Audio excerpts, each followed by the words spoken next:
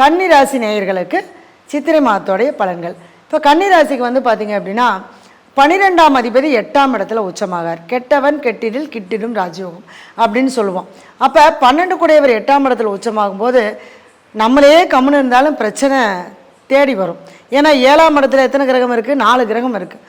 அப்போ நம்ம யார்கிட்டையாவது பழகினாலும் கூட அவங்க மூலமாக நம்மளுக்கு ஒரு பிரச்சனைகளை வர்றதுக்கான வாய்ப்பு இருக்குது. ஏன்னா கவனமாக இருக்கணும்.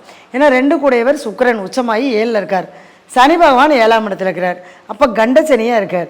அப்போ என்ன பண்ணுவார் அப்படின்னா, நம்ம ஒரு சின்ன ஒரு வார்த்தையை விட்டுருவோம், அது பூதகரமாக ஆகி குடும்பத்தில் பிரச்சனையை கொண்டு வந்து விட்டுரும். அது குடும்பமாக இருக்கட்டும், நம்ம வெளியில் பழக்க வழக்கம், ஒரு நண்பர்களாக இருந்தாலும் சரி, இல்லை ஒரு கூட்டு தொழில் செய்கிற இடமா இருந்தாலும் சரி, ஒரு சொந்த தொழில் செய்கிற இடமா இருந்தாலும் சரி, வார்த்தைகளை மிக கவனமாக நீங்கள் கையாளணும். அப்போ தான் கொஞ்சம் இந்த காலகட்டத்தை நம்ம தாண்ட முடியும். சரிங்களா? அடுத்தது, இந்த சூரியன் உச்சமாகும் போது என்னென்னா நிறைய விரைய செலவுகளை கொடுக்கும். அது குடும்பத்தில் உள்ளவங்களுக்கு ஏதாவது ஒரு வீட்டில் வந்து ஆஸ்பத்திரி செலவு, ஒரு வைத்திய செலவு, இந்த மாதிரி அந்த மாதிரியான ஒரு செலவுகளை விரைய செலவுகளாக கொடுக்கும். அதனால ரொம்ப கவனமாக இருக்கணும். ஏன்னா உடல் ஆரோக்கியத்துலேயும் கவனமாக இருக்கணும். ஏன்னா புதன் வந்து நீசமாக இருக்கார். அப்படிங்கிறப்ப கொஞ்சம் நமக்கோ அல்லது வீட்டில் உள்ளவங்களுக்கோ ஏதாவது ஒரு ஆஸ்பத்திரி செலவு பண்ணுற மாதிரியான சூழ்நிலையை கொடுக்கும். குழந்தை பாக்கியம் இல்லாதவங்க தாராளமாக இந்த மாதத்தில் போய் குழந்தை பாக்கியத்துக்காக நீங்கள் ஒரு செலவு பண்ணி ஒரு ஆஸ்பத்திரி ட்ரீட்மெண்ட் பார்த்தீங்கன்னா கண்டிப்பாக குழந்தை கிடைக்கும். ஏன்னா 5ஆம் அதிபதி 7ஆம் இடத்துல இருக்கார்.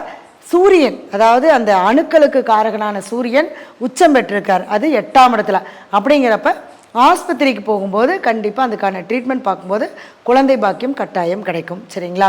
அதே மாதிரி ஒரு தொழில் பண்ணுறது அப்படின்னா இந்த காலகட்டம் நீங்கள் அந்த தொழில் பண்ணுறதை தவிர்த்துக்கிறது ரொம்ப நல்லாயிருக்கும். என்ன வேலை செய்கிறோமோ அந்த வேலையில் உழைப்பை உண்மையாக நம்ம செலுத்தி வேலை செஞ்சீங்க அப்படின்னா கண்டிப்பாக உங்களுக்கு அது வெற்றி தரக்கூடிய ஒரு காலகட்டமாக இந்த காலகட்டம் இருக்கும். அடுத்தது வந்து பார்த்திங்க அப்படின்னா மனசு ரொம்ப ஒரு தைரியம் இல்லாமல் ஒரு மன சோர்வு ஏற்படும் இந்த காலகட்டத்தில். அதுக்கு மட்டும் நீங்கள் என்ன பண்ணுறீங்க அப்படின்னா, உங்களுடைய மனசுக்கு எந்த முருகனை பிடிக்குதோ அந்த முருகனுக்கு உண்டான வழிபாடுகளை செவ்வாய்க்கிழமை தோறும் நீங்கள் செஞ்சுட்டு வரும்போது கண்டிப்பாக அந்த மன தைரியமானது உங்களுக்கு வந்துடும். அதே மாதிரி எந்த முயற்சி எடுத்தாலுமே தோல்வியை கொடுக்குற மாதிரியான ஒரு காலகட்டம் இந்த காலகட்டமாக இருக்குது. அதனால் எந்த ஒரு விஷயமா இருந்தாலும் கவனமாக நீங்கள் இருந்து செயல்படணும். அதான் கன்னிராசிக்கு வந்து எல்லாத்துலேயுமே நிதானமாக செயல்படக்கூடிய ஒரு மாதமாக இருக்குது. சரிங்களா?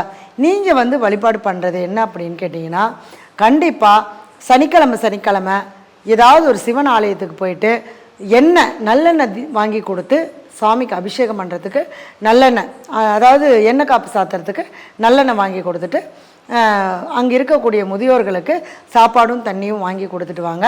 கண்டிப்பாக சனிக்கிழமை இதை மட்டும் மறக்காமல் செஞ்சுட்டே வாங்க.